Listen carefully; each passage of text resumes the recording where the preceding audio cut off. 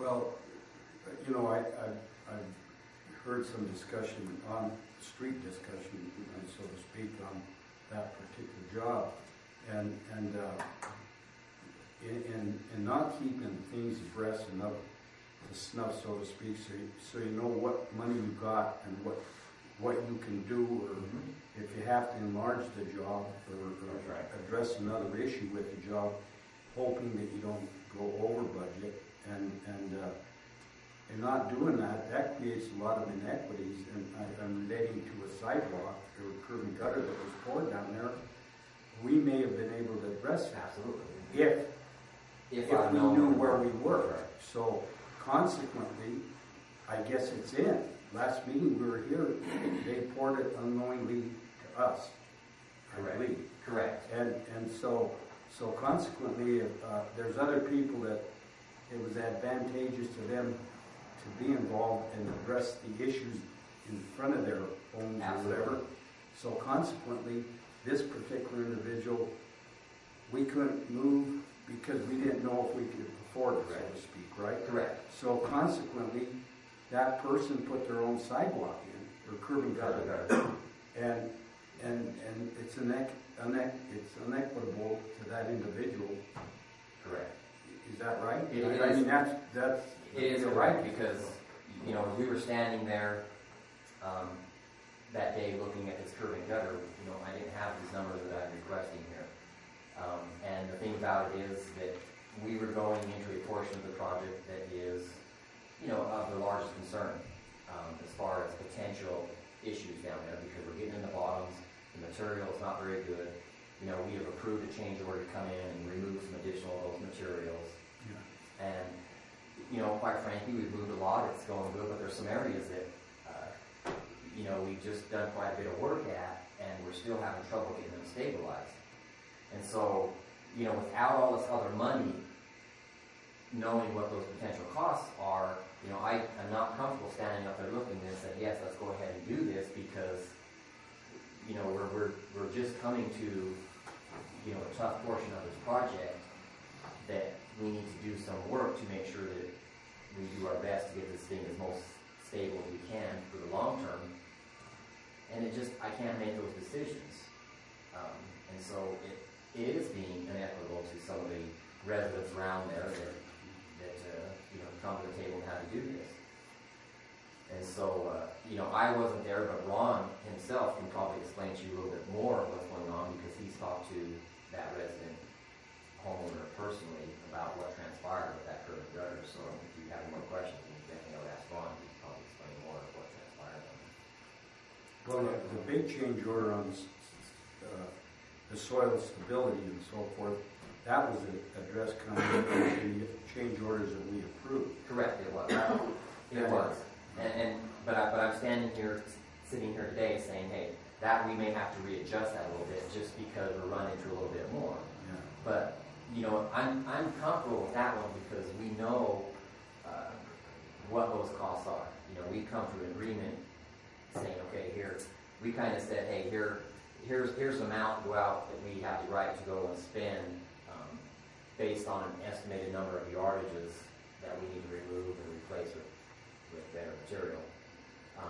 You know, as we get in here, we may go over that yardage a little bit just because we've got some areas that are pretty soft and pretty muddy that we have to replace. But, you know, I'm comfortable with proceeding down there and doing that stuff because, well, one, we have to, and number two is I know what those costs are. I know what those unit costs are for them to do that.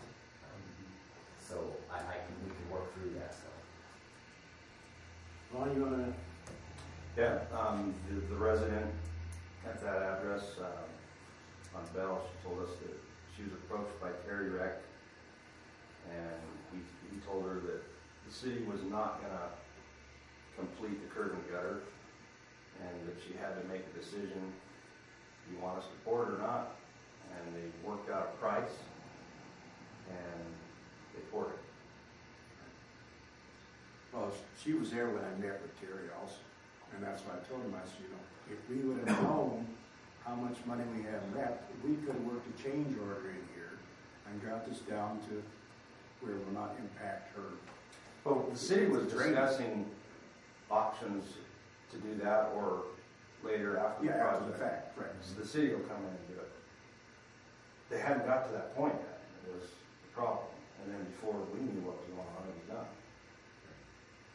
Well, that's what I said, that's why I tried to express to Terry, give us the figures. Because if we know we had extra money, we could have completed that project. It would have been fair to the person. Right, that lady, she wouldn't have had it, they got her own pocket. You gotta know where you're at, just, Absolutely. no question about it. The other question I have, is there a completion date on this? There is completion date. Did you look outside? I see snowflakes out there. Just Yeah, there is a completion date. We had snow at 6:20 at Bruce. I believe the completion date, it was the 18th, but with the last change order, when we authorized them to go ahead and dig additional in the street, we gave them some extra time, so it's actually the 25th, I believe, is the date. And as a status update, their intention is to pave this weekend. They're going to basically pave from 7th Street to Parker, which I'm going to say is probably 60% of the pavement, the project. And then once they're done paving, that portion of the project is basically done. Because they're done with all concrete on that side. I think yesterday they poured the last set of sidewalk from Parker to the east.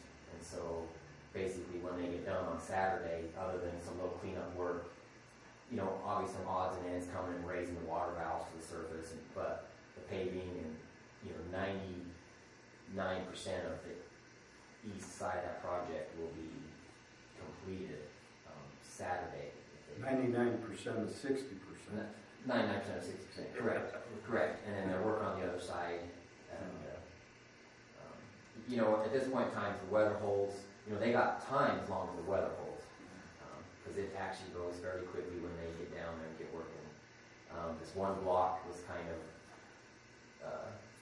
it has definitely slowed up some time because it's very slow moving to come in here, remove some of these soft spots, these wet spots, and get material back in there and get it stabilized.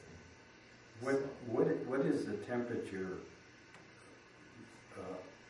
allowable to do the paving? What temperature range do you have? It's 50 and rising. 50 and rising? So it's a situation where, it could be come down and they won't be starting to pave at 8 o'clock in the morning. Right. And maybe 9 o'clock, let the sun get up and warm things up a little bit.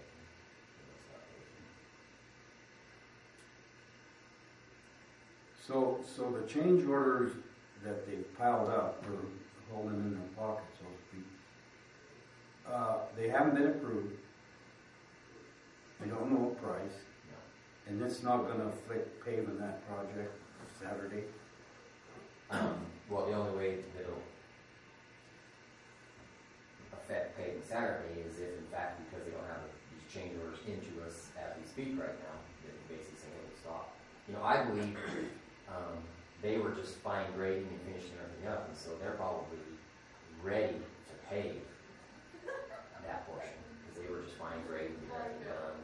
They were rolling their type 2, so they're very probably ready to pave. It's probably going to sit there till The Saturday. projected change orders that they're looking at, is that on this section they're gonna pave, or is this on the other side of Parker? No, what they have right now is stuff that's basically through that portion of the project that will be completed on basically on Saturday. Do they understand that maybe those change orders won't be approved? I hope so, because it was put on. I mean, you put it right on your letter. Yeah, so and boy, it's just scary as hell to me to look out the window and see the white stuff coming down and that project being green. I mean, I'd hate to shut it down, and I think we should do everything to attempt to get it paved to the point and maybe fall into their issue with let's talk about it later, but I'm not too enthused about approving anything right now, and I'm really disappointed with the inequity that we dealt with that person on the curb and gutter. If other people were entitled to it, I think if he'd known where we were, she would have been entitled to it.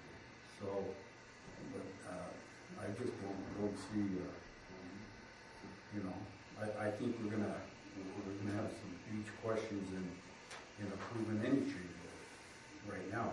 I don't care what it involves, because they're really laying us over. They are. They're putting us in a tight spot. And again, there's portions on here where, I'm not about to come in here and stand and not recommend that you guys approve something that was You an don't know extra. what it is. What I'm concerned about is when it comes in here, I want to make sure that it's a legitimate number. If they come in and they made this little change, and based on what they made a change, I believe it's 2,000, they believe it's 7,000. That's where what I'm concerned about. I want to get those things ironed out so that I can stand here in front of you and say, hey, I've coordinated with these. I went through all these. These are say legitimate changes. The costs associated with them are legitimate. I recommend approval of that. That's where I want us to be. I don't want us to be. I don't want us to come back in at the end of the project and them causing us a substantial amount of work, us not knowing where it is, and me taking this number and saying, hey, all these change orders add up to what I believe is 15,000, and they're standing on the other side over here and says, well, we believe it's 45. And then we're standing here in front of you in a disagreement, and you guys resolving that disagreement. The only disagreement that I was telling Terry, I says there's the one thing that I believe that we have a disagreement on is in the project plans and specification, it calls for geofabric under the roadway in areas of terrible material. It's in the standard. It's a city standard when you're in material that 40% passes a 200 SID, which in layman terms means when it's very fine, not very good material, it's not granular, it's not gravel. You come and you underlay the roadway, and then you come and start putting your base and everything else on there. And what that material does, that prevents migration of your competent material into the poor material, and then basically end up degrading your good material. And so this is, this is a divorce sheet that keeps things separated. And that's the disagreement. He was saying, hey, I don't agree that was a part of the contract, and I'm saying, well, we believe that it is a part of the contract. And so to work and go forward with this stuff, I said, you need to get us what you believe those costs are. And then, then we come back and look at it and said, okay, I believe it was in the contract. They don't believe it was in the contract. They believe it was here. And then, I told Terry myself that I said, we'll probably end up coming in front of the RTC to determine if you... Well, it's in the contract, isn't it, geofabric?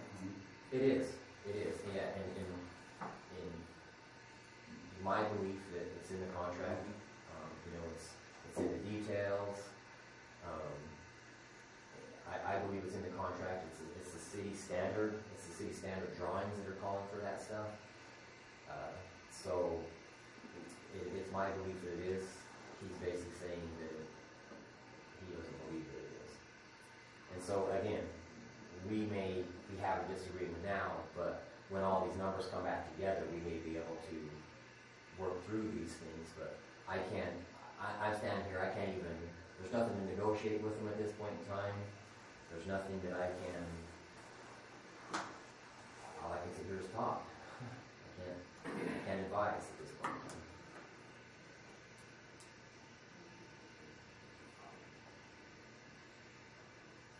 Well, I think we're, like I said, I hate to see us stop right now. And if they're gonna get 60% of it,